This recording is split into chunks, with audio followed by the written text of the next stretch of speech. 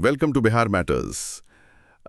इस Bihar history master series के lecture 5 में आज का हमारा जो विषय है वो बहुत ही खास है, मध्यकालीन बिहार। जी बिल्कुल। और मैं शुरुआत में ही स्पष्ट कर दूं कि ये सत्र उन सभी विद्यार्थियों के लिए अत्यंत महत्वपूर्ण है जो बीपीएससी, बीएसएससी, एसआई और टीचर जैसी परीक्षाओं की तैयारी कर रहे हैं। हाँ, क्योंकि हमारा फोकस पूरी तरह से जीरो गैप और डेटा हैवी नोट्स पर रहने वाला है।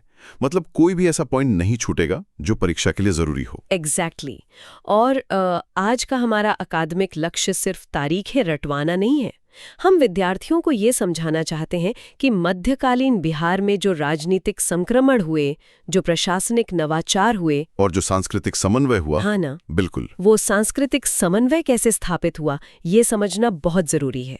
तो चलिए सीधे इस विषय के ऐतिहासिक ढांचे पर आते हैं। देखिए, किसी भी विषय को समझने के लिए विद्यार्थियों के दिमाग में एक टाइमलाइन का होना बहुत जरूरी है।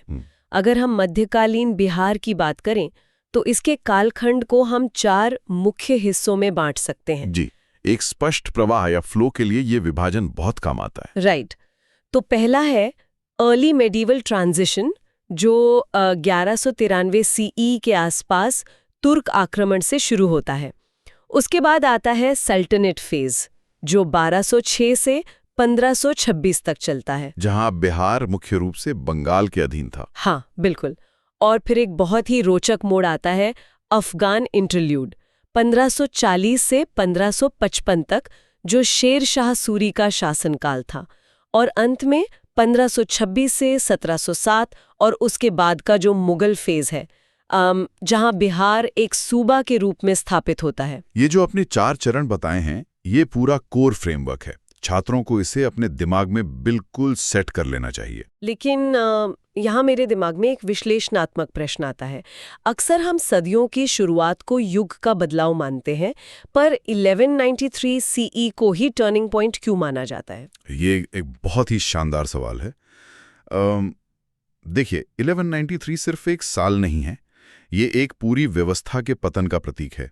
बख्तियार खिलजी का जो आक्रमण हुआ था, अच्छा, जिसने विश्वविद्यालयों को नष्ट किया था। जी हाँ, नालंदा और विक्रमशिला जैसे जो पुराने और महान विश्वविद्यालय थे, उन्हें पूरी तरह से नष्ट कर दिया गया। तो जब पुरानी शिक्षा और संस्कृति के केंद्र टूटते हैं तो एक नई युग की शुरुआत होती है। मतलब एक सिस्टमिक कोलैप्स था वो। बिल्कुल। और यहीं से पुराने बौद्ध संस्थानों का पतन होता है और एक नई इंडो इस्लामिक संस्कृति और फारसी प्रशासन की नींव पड़ती है। ये तो बहुत गहरा प्रभाव था। लेकिन अगर हम तुर्कों के नज़रिए से सोचें, मैं अक्सर ये एनालॉजी इस्तेमाल करती हूँ कि तुर्कों के लिए बिहार सिर्फ एक भौगोलिक क्षेत्र नहीं था जी। मुझे लगता है ये पूर्वी भारत, खासकर बंगाल पर नियंत्रण करने के लिए एक रणनीतिक पुल या स्ट्रेटेजिक ब्रिज था। मतलब बंगाल पहुंचने का प्रवेश द्वार। यह एनालॉजी बम सटीक है। तुर्कों का मुख्य लक्ष्य बंगाल की अपार संपत्ति थी और बिहार वो गेटवे था जिसे पार किए बिना बंगाल पर कब्जा करना नामुमकिन था। रणनीतिक रूप से ये बहुत महत्वपूर्ण था। राइट। तो 1193 के इस टर्निंग पॉइंट और आक्रमण के बाद अब हम थोड़ा आगे बढ़ते हैं दिल्ली सल्तनत के अधीन बिहार की स्थिति पर। 1206 में जब सल्तनत की स्थापना हुई तो नई राजनीतिक व्यवस्था में बिहार की प्रशासनिक स्थिति क्या थी? देखिए, यहीं पर अक्सर विद्यार्थी ट्रैप में फंस जाते हैं। सल्तनत काल में बिहार कोई स्वतंत्र प्रांत नहीं था। अच्छा, तो वो किसके नियंत्रण में था? वो तकनीकी रूप से बंगाल प्रांत के अधीनस्थ था, यानी बंगाल का एक सबऑर्डिनेट हिस्सा। और इसका शासन गवर्नरों द्वारा चलाया जाता था, जिन्हें मुख्ती या इक्तादार कहा जाता था। ये तो स्वतंत्र विकास के लिए एक बहुत बड़ी बाधा रही होगी।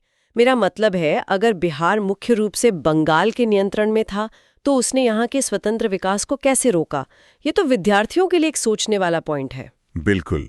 चूंकि फैसले बंगाल में होते थे तो बिहार अक्सर विद्रोहों का अखाड़ा बन जाता था। और जो एकता प्रणाली लागू की गई थी, थोड़ा एकता प्रणाली के बारे में बताएंगे? जी, एकता प्रणाली बेसिकली एक भूमि आधारित राजस्व प्रणाली थी। सुल्तान नकद वेतन के बजाय अपने अधिकारियों को जमीन यानी इक्ता दे देते थे और वहां से राजस्व वसूला जाता था। अच्छा, तो जमीन से टैक्स वसूलना अधिकारियों का काम था। एग्जैक्टली। अगर हम राजवंशों के प्रभाव की बात करें तो गुलाम वंश के समय में बिहार पर सिर्फ एक प्रारंभिक नियंत्रण ही स्थापित हो पाया था। और फिर खिलजी वंश में? खिलजी वंश के आते आते उन्होंने अपना विस्तार किया, लेकिन जो प्रशासनिक ढांचा जमीनी स्तर पर सुदृढ़ हुआ वो तुगलक वंश के समय में हुआ। राइट। तो ये तो बात हुई सल्तनत काल की अधीनता की, लेकिन अब हम उस दौर की ओर बढ़ते हैं जब ये अधीनता खत्म हुई और बिहार खुद सत्ता का केंद्र बन गया। आप सूरवंश की बात कर रही हैं ना? जी बिल्कुल। सूरवंश और उनकी प्रशासनिक क्रांति, शेरशाह सूरी का काल। विद्यार्थियों को ये ध्यान रखना चाहिए कि ये सेक्शन परीक्षा के लिए अल्ट्रा इम्पॉर्टेंट है। इसमें कोई शक नहीं है। शेरशाह सूरी, जिनका जन्म स्थान सासाराम था, उनका असली नाम फरीद खान था और उपाधि शेर खान थी। हाँ, और उन्होंने जो प्रशासनिक सुधार किए वे तो आज भी प्रासंगिक लगते हैं। जैसे उनकी सड़क प्रणाली को ही ले लीजिए। उन्होंने ग्रैंड ट्रंक रोड का निर्माण करवाया था ना? जी, सोनार गांव से लेकर पिशावर तक। और सिर्फ सड़क नहीं बनाई, रास्ते में पेड़ लगवाए और सराय भी बनवाए। सराय मतलब? Rest houses. हाँ, और ये सराय सिर्फ आराम करने के लिए नहीं थे, ये डाक चौकियों का भी काम करते थे। तेज संचार के लिए ये एक बहुत ही कुशल व्यवस्था थी। ये तो बहुत ही एडवांस्ड कम्युनिकेशन नेटवर्क था उस समय के हिसाब से। और उनकी मुद्रा प्रणाली, मैंने पढ़ा है कि उन्होंने रुपया की शुरुआत की थी। बिल्कुल। शेरशाह ने चांदी का रुपया चलाया और सबसे बड़ी बात, उन्होंने वजन का मानकीकरण किया। स्टैंडर्डाइजेशन। जी, वजन को पूरे साम्राज्य में एक समान कर दिया। इससे व्यापार में बहुत बड़ी क्रांति आई। और सिर्फ व्यापार ही नहीं, मुझे लगता है उनकी भूमि राजस्व प्रणाली भी बहुत वैज्ञानिक थी। जमीन की माप करना, उसका वर्गीकरण करना और फिर एक उचित मूल्यांकन करना। एकदम सही। और इन सब चीजों को लागू करने के लिए उन्होंने एक बहुत ही कुशल नौकरशाही और केंद्रीकृत नियंत्रण स्थापित किया था। मुख्य परीक्षा के परिप्रेक्ष्य से अगर हम देखें तो यही कारण है कि शेरशाह सूरी को अकबर के सुधारों का अग्रदूत या प्रीकर्सर कहा जाता है। उन्होंने ही आधुनिक प्रशासन की नींव रखी थी। ये एक बहुत ही महत्वपूर्ण विचार है। मुगलों ने बाद में शेरशाह के इसी प्रशासनिक ढांचे को अपनाया और उसे और बेहतर बनाया। तो चलिए, इसी के साथ हम बिहार में मुगल शासन के चरण में प्रवेश करते हैं। अफगान शासन के बाद मुगलों की वापसी होती है। तो मुगलों ने जो नई प्रशासनिक संरचना बनाई वो कैसी थी? देखिए, अकबर के समय में बिहार की स्थिति में एक बहुत बड़ा बदलाव आया। जो बिहार पहले बंगाल के अधीन रहता था, अकबर ने उसे एक स्वतंत्र सूबा का दर्जा दे दिया। ये तो बहुत बड़ा अपग्रेड था बिहार के लिए। सूबा मतलब एक पूरा प्रोविंस। बिल्कुल। और ये प्रशासनिक ढांचा बहुत ही बहुस्तरीय यानी मल्टी लेयर्ड था। Multi layered. इसे थोड़ा और स्पष्ट करेंगे? जी, सबसे ऊपर होता था सूबा, जिसका प्रमुख सूबेदार होता था। सूबे को बांटा जाता था सरकार में। अच्छा, जो आज के जिले की तरह होगा। एग्जैक्टली। सरकार का प्रमुख फौजदार कहलाता था और फिर सरकार को आगे परगना में बांटा जाता था, जिसका प्रबंधन आमिल देखता था। तो ये सूबा, सरकार और परगना की एक पूरी चेन ऑफ कमांड थी। और उस समय बिहार सूबे में प्रमुख क्षेत्र कौन से थे? मुख्य रूप से पटना, तिरहुत और चंपारण इस सूबे के बहुत महत्वपूर्ण हिस्से थे। और राजस्व के लिए मुगलों ने कौन सी प्रणाली अपनाई थी? क्या वो भी शेरशाह की तरह ही थी? काफी हद तक मुगलों ने टोडरमल प्रणाली लागू की थी, जो एक बहुत ही व्यवस्थित भूमि राजस्व प्रणाली थी।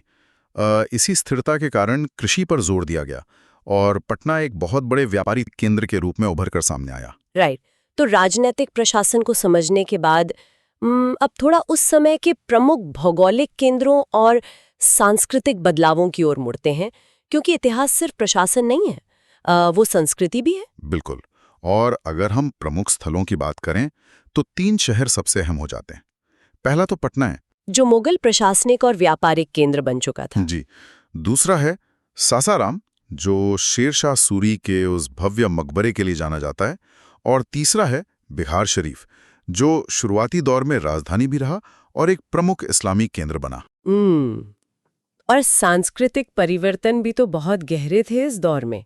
बौद्ध धर्म का पतन हम पहले ही देख चुके हैं, और इसके साथ ही इस्लाम का प्रसार और फारसी संस्कृति का प्रभाव समाज पर गहराई से पड़ने लगा था। हाँ, और ये कोई एक तरफा प्रभाव नहीं था। अगर हम स्थापत्य कला या आर्किटेक्चर को देखें तो ये बात बिल्कुल साफ हो जाती है। बिल्कुल। मैं भी विद्यार्थियों को अक्सर ये समझने के लिए प्रेरित करती हूँ कि स्थापत्य कला, जैसे ये मकबरे और मस्जिदें हैं, ये केवल पत्थर और गारे की इमारतें नहीं हैं। तो आप इन्हें किस रूप में देखती हैं? ये राजनीतिक और सांस्कृतिक समन्वय के प्रत्यक्ष प्रमाण है। जिसे हम इंडो इस्लामिक शैली कहते हैं, वो असल में दो अलग-अलग संस्कृतियों के आपस में मिलने का एक जीता जागता सबूत है। ये एक बहुत ही शानदार नजरिया है। स्थापत्य कला इतिहास को पढ़ने का एक बहुत ही प्रामाणिक स्रोत है।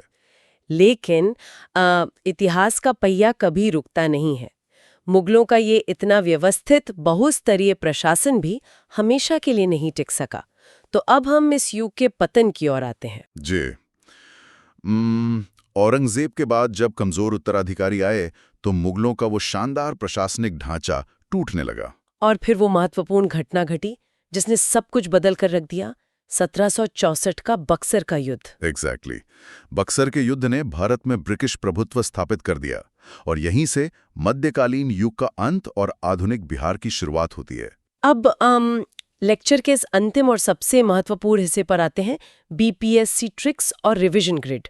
जो भी विद्यार्थी हमें सुन रहे हैं वे अब पूरा ध्यान दें, क्योंकि परीक्षा में कुछ ऐसे हाई प्रोबेबिलिटी ट्रैप्स होते हैं जहां अच्छे खासे उम्मीदवार गलती कर बैठते हैं। बिल्कुल। और पहला सबसे बड़ा ट्रैप ये है कि लोग मध्यकालीन बिहार की शुरुआत दिल्ली सल्तनत यानी 1206 से मान लेते हैं, जबकि असल शुरुआत कब से होती है? असल शुरुआत 1193 सीई के तुर्क आक्रमण से होती है, बख्तियार खिलजी के उस हमले से। ये छात्रों को बिल्कुल याद रखना है। राइट। और दूसरा बड़ा ट्रैप शेरशाह सूरी को लेकर है। कई बार विकल्पों को देखकर लोग कंफ्यूज हो जाते हैं और उन्हें मुगल शासक मान लेते हैं। जी, जबकि शेरशाह एक अफगान शासक थे। ये 15 साल का एक अफगान इंटरलूड था मुगलों के बीच में। एक और ट्रैप है मुद्रा प्रणाली से जुड़ा हुआ। रुपया किसने चलाया था? अक्सर लोग अकबर पे टिक कर देते हैं, लेकिन रुपया की शुरुआत शेरशाह सूरी ने की थी। ये एक बहुत ही कॉमन गलती है। हाँ, और चौथी बात जिस पर हमने काफी चर्चा भी की कि बिहार सल्तनत काल में कोई स्वतंत्र प्रांत नहीं था। जी हाँ, वो बंगाल के अधीन था। अकबर के समय में आकर उसे स्वतंत्र सूबे का दर्जा मिला। और आखिरी ट्रैप मुगल प्रशासन को लेकर है। वो सरल नहीं था, बल्कि क्या था? वो एक बहुस्तरीय यानी मल्टी लेयर्ड प्रशासन था, सूबा, सरकार और परगना। तो अगर हम मेंस इनरिचमेंट के तहत इस पूरे कालखंड का सारांश निकालें तो यह युग राजनैतिक संक्रमण और प्रशासनिक नवाचार का एक बहुत ही उत्कृष्ट उदाहरण है। बिल्कुल। एक टूटती हुई व्यवस्था से लेकर शेरशाह के सुधारों तक और फिर मुगलों के मल्टी लेयर्ड सिस्टम तक, ये सफर बहुत ही डायनामिक रहा है। राइट। तो अंत में एक बार फिर से हम परीक्षा की प्रासंगिकता पर जोर देना चाहेंगे। ये सारा डेटा बीपीएससी और अन्य परीक्षाओं के लिए गेम चेंजर साबित हो सकता है। इसीलिए मैं सभी विद्यार्थियों को सलाह दूंगा कि वे इस अल्ट्रा रिवीजन ग्रिड को, जिसमें 1193 सीई, बख्तियार खिलजी, शेरशाह, रुपया, टोडरमल और 1764 का बक्सर का युद्ध शामिल है, इसे बार बार रिवाइज करते रहें। और जाने से पहले एक विचार जो मैं श्रोताओं के लिए छोड़ना चाहूंगी। हमने विनाश की बात की, निर्माण की बात की, पर सोचिए क्या ये प्रशासनिक भाषा और जो जमीन मापने के तरीके उस दौर में विकसित हुए, वे आज भी हमारे आधुनिक राजस्व विभाग के काम करने के तरीके को प्रभावित नहीं करते? इतिहास सिर्फ किताबों में नहीं, हमारे रोजमर्रा के प्रशासन में भी जिंदा है। ये सोचने वाली बात है। आधुनिक प्रशासन की जड़ें वाकई मध्यकाल में काफी गहरी हैं। इसी विचार के साथ हम आज के सत्र को यहीं समाप्त करते हैं। बिहार हिस्ट्री मास्टर सीरीज का अगला भाग हम अगले सत्र में जारी रखेंगे। पढ़ते रहिए और रिवीजन करते रहिए। आप सभी को परीक्षाओं के लिए शुभकामनाएं। Welcome to Bihar Matters and thank you for joining us.